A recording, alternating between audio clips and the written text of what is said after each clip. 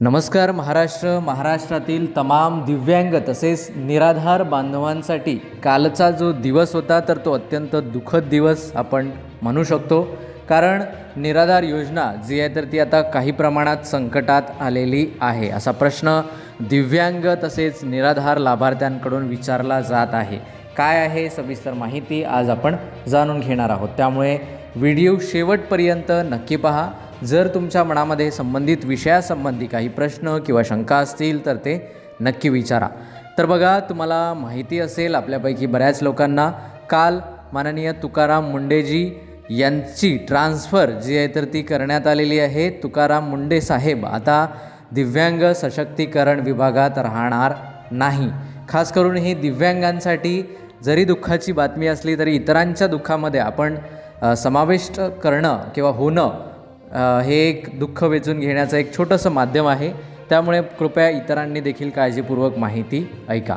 तर बघा, जेव्हापासून तुकाराम मुंडेजी आलेले होते जवळजवळ 1 वर्ष किंवा त्यापेक्षा कमीच कालावधी झालेला आहे. तुकाराम मुंडे यांनी दिव्यांग कल्याण विभाग म्हणजेच दिव्यांग सशक्तीकरण विभाग हे जॉईन केलेलं होतं आणि 1 वर्षाच्या आत त्यांनी बरेच निर्णय घेतलेले आहेत. जसे की काही ज्या संस्था आहेत दिव्यांगांशी संबंधित काम करतात तर त्यांच्या अनुदानामध्ये ज्या काही प्रॉब्लेम्स होत्या, अनुदान जे काही फेक शाळा किंवा संस्था होत्या म्हणजे दिव्यांगांच्या नावावरती सर्वसाधारणपणे पैसे खाणाऱ्या ज्या संस्था होत्या त्यांना जे आहे तर ते बंद करण्याचं काम तुकाराम मुंडे साहेबांनी केलं होतं.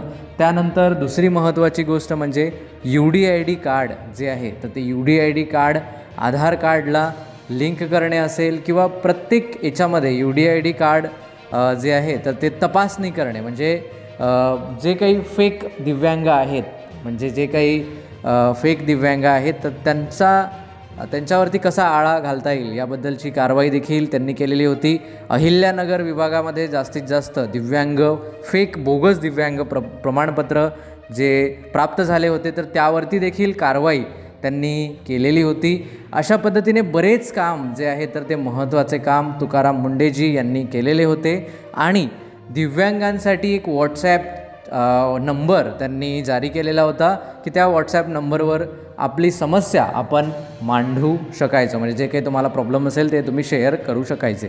ते त्यांनी सुरू केलेले आहे. म्हणजे ते आताही आहे, आता ते गेले म्हणून ते बंद होणार असं नाही, परंतु ते निकामी होणार हे महत्त्वाचं आहे. ते निकामी होणार ही एक वस्तुस्थिती आहे.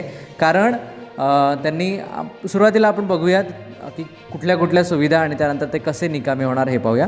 तर बघा, त्याचबरोबर त्यांनी दिव्यांग सहाय्यक पोर्टल नुकतंच त्यांच्या हस्ते दिव्यांग सहाय्यक पोर्टल याची रचना जी आहे तर ती केली गेलेली होती. आणि त्यांनी स्वतः असा कुठलाही IAS अधिकारी किंवा कुठलेही जनरल सेक्रेटरी किंवा जे सचिव आहेत सेक्रेटरी आहेत तर त्यांनी आत्तापर्यंत कुठल्याही विभागाच्या सेक्रेटरीनी स्वतःहून ते पोर्टल समजून घेऊन त्याचा व्हिडिओ स्वतः यूट्यूबला किंवा समाज माध्यमांवरती जो आहे तर तो प्रसिद्ध केलेला नाही. परंतु कारण हे काम कोणाचं असतं, टेक्निकल टीमचं, परंतु तुकाराम मुंडे यांनी स्वतः ते काम केलेलं आहे. म्हणजे त्यांनी किती योग्य पद्धतीने त्या पोर्टलमध्ये लक्ष देऊन काम केलेलं आहे हे आपल्याला यावरून समजून येते. त्यामुळे ग्राउंड लेवलला म्हणजे ना खाऊंगा ना खाने दूंगा अशा पद्धतीची पार्श्वभूमी, अशा पद्धतीची जी आहे तर ती त्यांची भूमिका होती आणि त्या भूमिकेला ते पुढे घेऊन जायचे. परंतु काही विशिष्ट प्रकारची लोक ज्यांना भ्रष्टाचारामध्ये जे आहे तर ते मोठमोठे पुरस्कार मिळालेले आहेत किंवा जे भ्रष्टाचारी संघटनेचे अध्यक्ष आहे असं आपण म्हणूया सरळ, तर या भ्रष्टाचारी लोकांना जे आहे तर ते त्यांचं काम अजिबात पटलेलं नाही आणि त्यांचे बरेचदा त्यांच्याशी खटके उडायचे. आणि त्यामुळे त्यांनी शेवटी जे करायचं ते केलं आणि एक दिव्यांगांच्या आयुष्यामध्ये आशेची किरण आणणारे तुकाराम मुंडे यांना फायनली त्यांनी जे आहे तर ते हटवण्याचा प्रयत्न केला आणि ते काल म्हणजेच 31 मार्च 2026 रोजी ते यशस्वी झालं.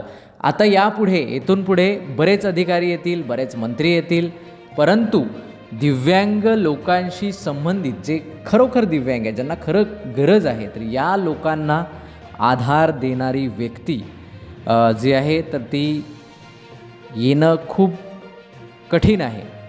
त्यामुळे दिव्यांगांच्या आयुष्यात 31 मार्च हा एक काळा दिवस, खास करून महाराष्ट्रातील दिव्यांगांच्या आयुष्यात, असं म्हणायला काहीही हरकत नाही, कारण ही खूप चुकीची घटना जी आहे तर ती झालेली आहे.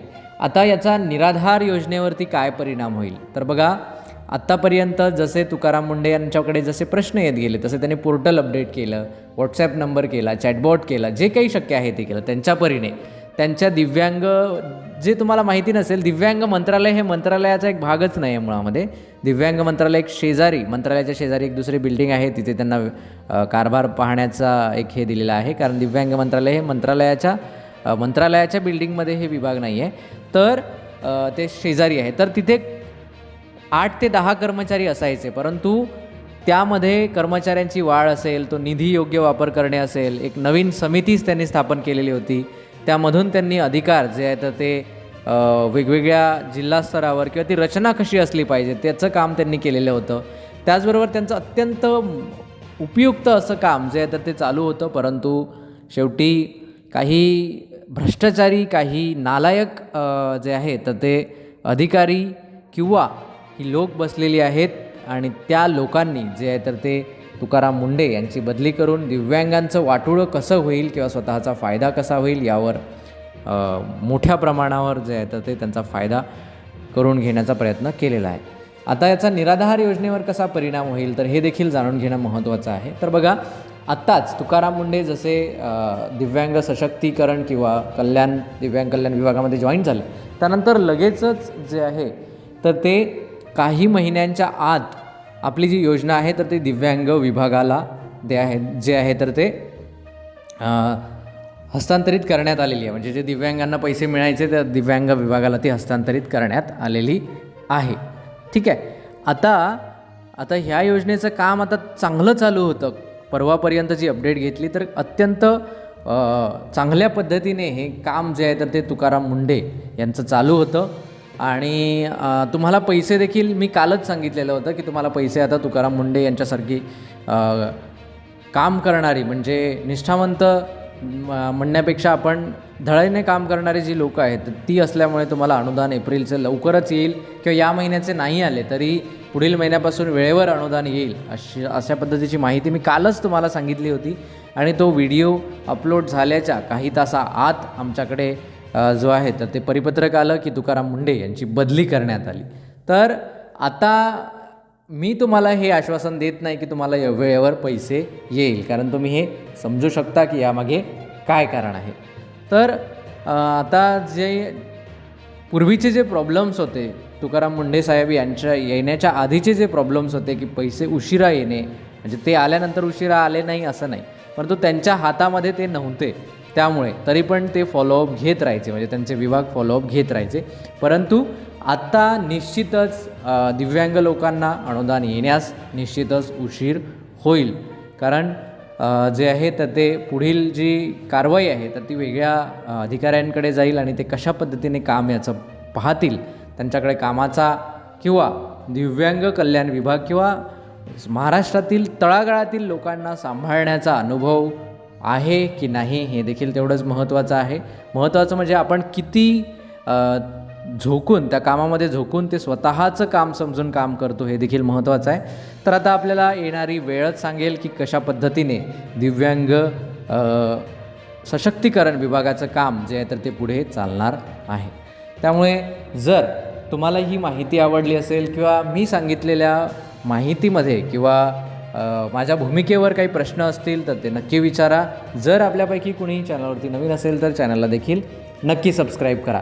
एवढंच नव्हे तर हा व्हिडिओ महाराष्ट्रातील तमाम निराधार तसेच दिव्यांग बांधवांपर्यंत पोहोचवायला विसरू नका. चला तर भेटूया पुन्हा एकदा एका नवीन माहितीसह नवीन व्हिडिओमध्ये. तोपर्यंत नमस्कार, धन्यवाद.